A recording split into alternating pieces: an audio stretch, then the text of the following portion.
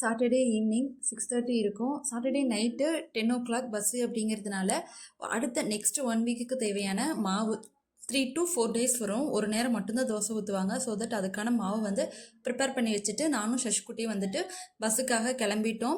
அங்கே வந்து கிட்டத்தட்ட 10:15க்கு பக்கமே போயிட்டோம். கடைசியில் பார்த்தா பஸ்ஸு வந்து 12 தான் வந்துச்சு.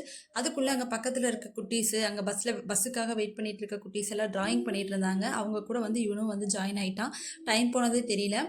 கிட்டத்தட்ட 11:55க்கு தான் வந்து பஸ்ஸு வந்தது. ஸோ பஸ்ஸை பிடிச்சி நாங்கள் வந்து ஏர்லி மார்னிங் போக வேண்டிய பஸ்ஸு டிலே ஆகிடுச்சு அப்படிங்கிறதுனால நியர்பை 8:30 ஆகிடுச்சு. வீட்டுக்கு போகிறதுக்கு 9 ஆகிடுச்சு. ரொம்ப லேட் இந்த டைமு.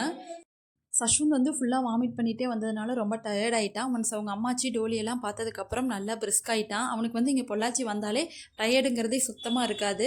டோலி பார்த்ததுமே அவ்வளோ ஒரு ஹாப்பி. அவனுக்காக வாங்கிட்டு வந்த திங்ஸ் எல்லாம் ஷேர் பண்ணிவிட்டு ஜாலியாக விளையாண்டுட்டு இருந்தான்.